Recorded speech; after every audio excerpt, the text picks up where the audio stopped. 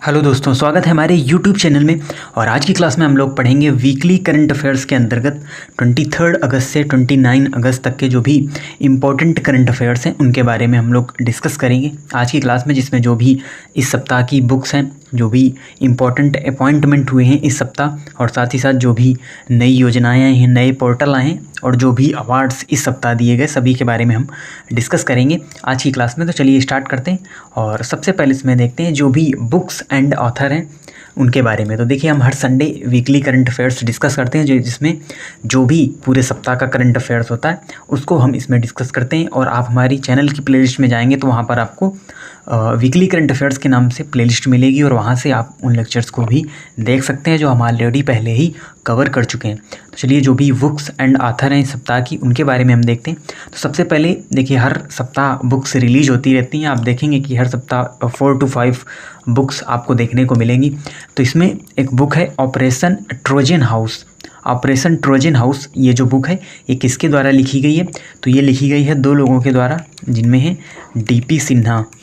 DP Sinha और अभिषेक शरण के द्वारा ये जो बुक है वो लिखी गई है। और ऑपरेशन ट्रोजन हाउस का मतलब है, ये जो बुक है ये 26/11 यानी 26/11 जो भी ताज होटल पर हमला हुआ था 2008 में, तो 26/11 के ऊपर ही बेस्ड ये बुक है ऑपरेशन ट्रोजन हाउस, जो लिखी गई है डीपी सिन्हा और अभिषेक शरण के द्वारा। फिर आती है book the Kapil Sharma story. तो कपिल शर्मा के बारे में आप सभी लोग जानते होंगे, एक कॉमेडियन है इंडिया के, बहुत ही फेमस। तो द कपिल शर्मा स्टोरी यानी जो द कपिल शर्मा स्टोरी है ये किसके द्वारा लिखी गई है? तो ये लिखी गई है अजीताभा बोस के द्वारा। अजीताभा बोस के द्वारा ये जो बुक है वो लिखी गई है द कपिल शर्मा स्टोरी। उसके बाद अगली बुक आती है बैटल फील्ड। और ये जो बैटल फील्ड बुक है ये लिखी गई है विश्राम बंडेकर के द्वारा। तो विश्राम बंडेकर के द्वारा ये बुक लिखी गई है बैटल फील्ड। उसके बाद जो अगली बुक है वो आती है इसमें address book memoir in the time of Covid. तो ये जो बुक है address book memoir in the time of Covid, यानी कोविड के समय पर बेस्ड ये जो बुक है ये लिखी गई है किसके द्वारा? ऋतु मेनन के द्वारा। तो ऋतु मेनन के द्वारा ये जो बुक है ये यहाँ पर लिखी गई है, जिसके बारे में आपको ध्यान रखना है। चलिए आगे बढ़ते हैं और फिर हम देखते हैं अवार्ड्स के बारे में। तो कुछ अवार्ड्स अभी दिए गए हैं रिसेंटली ही इस सप्ताह में, तो उसके बारे में हम देखते हैं। तो सबसे पहले इसमें आता है राष्ट्रपति पुरस्कार। तो राष्ट्रपति पुरस्कार अभी किसे दिया गया है? तो ये जो राष्ट्रपति पुरस्कार है ये दिया गया है हरिस्वामी दास को। हरिस्वामी दास को ये जो राष्ट्रपति पुरस्कार है ये दिया गया है। और फिर अगला हमारा जो पुरस्कार आता है वो आता है साहित्य अकादमी पुरस्कार। तो साहित्य अकादमी जो पुरस्कार है वो यहाँ पर दिया गया है किसको? भंवर सिंह सामौर को। तो देखिए, जो साहित्य अकादमी पुरस्कार है आप सभी को पता है ये साहित्य से रिलेटेड पुरस्कार है, साहित्य अकादमी पुरस्कार, जो कि 22 भाषाओं में दिया जाता है। और जो ये वाला जो प्राइज है ये दिया गया है राजस्थानी भाषा के लिए, किसे? भंवर सिंह सामौर को। अब हम आगे बढ़ते हैं और देखते हैं प्रमुख नियुक्तियाँ यानी इम्पोर्टेंट अपॉइंटमेंट कौन कौन से हुए, क्योंकि इस सप्ताह हमको कई सारे जो इम्पोर्टेंट अपॉइंटमेंट हैं वो देखने को मिले। तो इनमें सबसे पहले हैं मणिपुर के राज्यपाल। तो देखिए, मणिपुर के नए राज्यपाल यहाँ पर बनाए गए हैं। तो पहले की क्लासेस में हम करंट से रिलेटेड जब हम टॉपिक कवर कर रहे थे तो उसमें हमने जो भी प्रमुख राज्यों के सीएम हैं और जो भी गवर्नर हैं या वर्तमान में कौन क्या है, कौन किस विभाग का अध्यक्ष है, सभी के बारे में हमने वहाँ पर अच्छी तरीके से डिस्कस किया था। बट हमने आपको बताया था आपको इससे अपडेटेड रहना होगा, क्योंकि समय समय पर चीज़ें बदलती रहती हैं, सीएम भी बदलते रहते हैं और जो राज्यपाल हैं वो भी बदलते रहते हैं। तो इसलिए आपको इसमें अपडेटेड रहना बहुत ज़रूरी है। तो देखिए, मणिपुर के जो नए राज्यपाल बने हैं वो बने यहाँ पर एल गणेशन वर्तमान में मणिपुर के नए राज्यपाल बनाए गए हैं। पहले यहाँ की राज्यपाल कौन थी? मणिपुर की राज्यपाल थी नजमा हेपतुल्ला। तो उनकी जगह एल गणेशन को मणिपुर का राज्यपाल बनाया गया है। और अभी पंजाब के राज्यपाल का अतिरिक्त प्रभार, यानी पंजाब के राज्यपाल का अतिरिक्त प्रभार किसे दिया गया है? तो ये दिया गया है बनवारी लाल पुरोहित को। तो बनवारी लाल पुरोहित को ये जो अतिरिक्त प्रभार है पंजाब राज्य का, वो यहाँ पर दिया गया है। और पहले पंजाब के जो राज्यपाल थे वो कौन थे? वो थे बीपी सिंह बदनौर।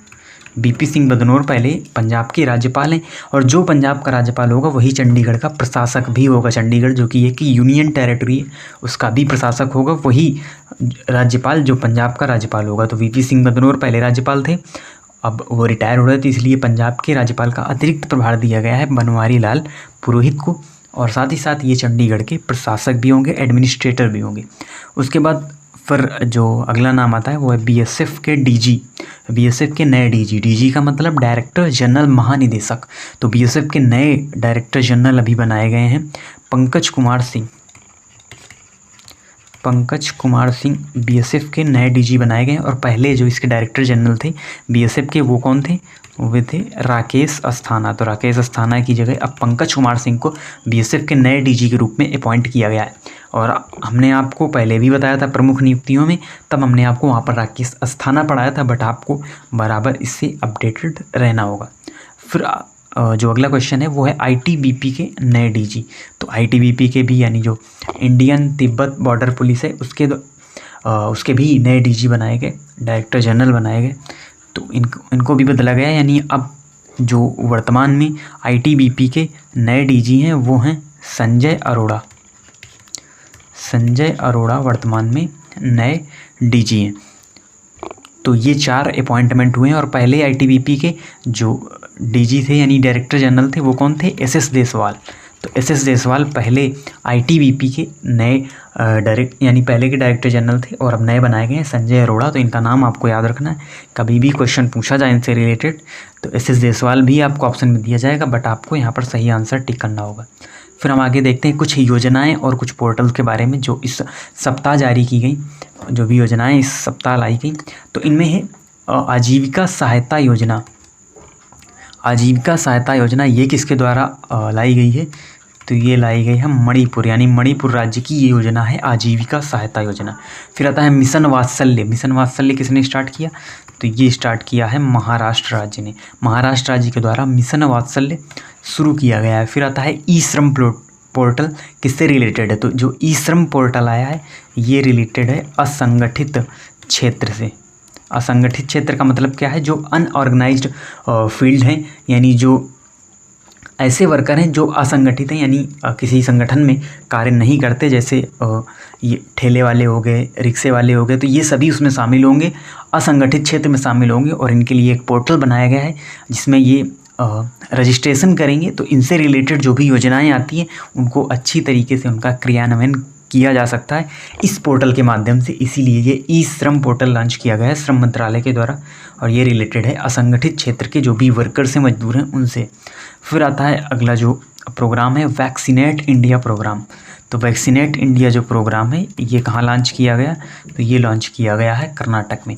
और अभी UPSSC में क्वेश्चन पोर्टल से रिलेटेड पूछा गया था सुपेस पोर्टल, जो AI आधारित आर्टिफिशियल इंटेलिजेंस आधारित सुपेस पोर्टल, ये रिलेटेड है सुप्रीम कोर्ट से, यानी सर्वोच्च न्यायालय के द्वारा ये पोर्टल शुरू किया गया था सुपेस पोर्टल। तो ये भाई आपको बात यहाँ पर याद रखनी है। बढ़ते हैं आगे और हम देखते हैं कुछ इंडेक्स के बारे में, और इनमें है ग्लोबल मैन्युफैक्चरिंग रिस्क इंडेक्स 2021। तो ये एक इंडेक्स जारी हुआ है मैन्युफैक्चरिंग रिस्क को लेकर ग्लोबल यानी पूरे वैश्विक पैमाने पर। तो इसमें जो भारत का स्थान रहा है वो यहाँ पर रहा है सेकंड, यानी भारत सेकंड स्थान पर है, और भारत ने USA को पछाड़कर यहाँ पर उच्च स्थान हासिल किया है, सेकंड स्थान हासिल किया है। यानी हम ये कह सकते हैं कि जो इंडिया है वो मैन्युफैक्चरिंग हब बनता जा रहा है, तो इसीलिए इसको सेकंड स्थान दिया गया है इस ग्लोबल मैन्युफैक्चरिंग रिस्क इंडेक्स में। उसके अलावा एक और रिपोर्ट EIU के द्वारा समय समय पर कई सारे क्षेत्रों पर रिपोर्ट जारी की जाती है। तो EIU के द्वारा अभी एक रिपोर्ट जारी की गई है जिसमें दुनिया का सबसे सुरक्षित शहर, यानी पूरे विश्व में सबसे सुरक्षित जो शहर है वो शहर है कोपेनहेगन। कोपेनहेगन शहर दुनिया का सबसे सुरक्षित शहर है। और अगर हम बात करें भारत के यानी इंडिया में कौन सा शहर है, तो इंडिया में दिल्ली है, यानी दिल्ली है, उसको रखा गया है 48वें नंबर पर। यानी पूरे विश्व में अगर हम देखें तो 48वें नंबर पर है इंडिया का दिल्ली, और ये इंडिया में पहला शहर है जो सबसे ज़्यादा सुरक्षित है। वैसे हम सुरक्षित तो नहीं कह सकते हैं, बट इनमें जो भी इस लिस्ट के द्वारा जारी किया गया तो उसमें पूरे विश्व में 48वें नंबर पर रखा गया है, और पहले नंबर पर है कोपेनहेगन शहर। तो चलिए अब आगे देखते हैं कुछ अन्य जो न्यूज़ बचती हैं, यानी कुछ अदर जो वन लाइनर टाइप न्यूज़ होती हैं उनको हम लास्ट में डिस्कस करते हैं, तो उनके बारे में भी देख लेते हैं। तो कुछ अदर न्यूज़ में है सबसे बड़ा नहीं, सबसे ऊंचा जो हर्बल गार्डन है वो कहाँ बनाया गया है। तो अभी भारत के अंतिम गांव यानी उत्तराखंड के अंतिम गांव में ये हर्बल गार्डन जो है वो वहाँ पर बनाया गया है, सबसे ऊंचा हर्बल गार्डन होगा ये। फिर एक वैक्सीन अभी आई है जाइकोव डी। तो जाइकोव डी जो वैक्सीन है किसके द्वारा बनाई गई है, तो ये बनाई गई है जाइडस कैडिला के द्वारा। तो जाइडस कैडिला के द्वारा ये वैक्सीन बनाई गई है जाइकोव डी वैक्सीन, जो कि 12 वर्ष के ऊपर के जो बच्चे हैं उनको भी लगाई जा सकती है ये वैक्सीन। उसके बाद टोक्यो पैरालंपिक वर्तमान में चल रहे हैं, जैसा कि आप देख भी रहे होंगे। तो टोक्यो पैरालंपिक के नए ध्वजवाहक किसे बनाया गया, नए ध्वजवाहक यहाँ पर बनाया गया टेक चंद को। तो देखिए अभी UPSSC PT में एक क्वेश्चन भी पूछा गया था कि टोक्यो पैरालंपिक में भारत के नए ध्वजवाहक कौन होंगे, तो वहाँ पर ऑप्शन था मरियप्पन थंगावेलु, और यही पहले भारत के नए ध्वजवाहक यानी भारत के पहले ध्वजवाहक थे टोक्यो पैरालंपिक में। बट अचानक क्या होता है कि इनको कोविड टेस्ट में ये थोड़ा सा पॉजिटिव पाए जाते हैं, यानी जांच में कुछ गड़बड़ी पाई जाती है, कुछ कोविड पॉजिटिव पाए जाते हैं, तो इसलिए इनको यहाँ पर ध्वजवाहक से हटा दिया गया था और टेक चंद को फिर नया ध्वजवाहक बनाया गया। नहीं वैसे तो यही ऑप्शन, लेकिन तब ये कुछ हुआ नहीं था जब ये एग्ज़ाम था, तो इसीलिए इसमें ये ऑप्शन आया था मरियप्पन थंगावेलु, और यही इसका सही आंसर था। बट अब बाद में ये जो आंसर है ये बदल गया, और अब टेक चंद भारत के नए ध्वजवाहक टोक्यो पैरालंपिक में रहे। तो ये बात आपको इससे रिलेटेड याद रखनी है। अब हम यहाँ पर देख लेते हैं जो कुछ और न्यूज़ हैं उनसे रिलेटेड जानकारी। तो इसमें एक अभी एक्सरसाइज भी हुई है जो कि है काजिंद एक्सरसाइज, यानी ये मिलिट्री एक्सरसाइज है जो किसके बीच होती है, भारत और कजाकिस्तान के बीच में। तो नाम से ही आपको यहाँ पर पता चल जाएगा, भारत और कजाकिस्तान के बीच में ये एक्सरसाइज होती है काजिंद एक्सरसाइज। उसके बाद अगला क्वेश्चन है NEP यानी न्यू एजुकेशन पॉलिसी लागू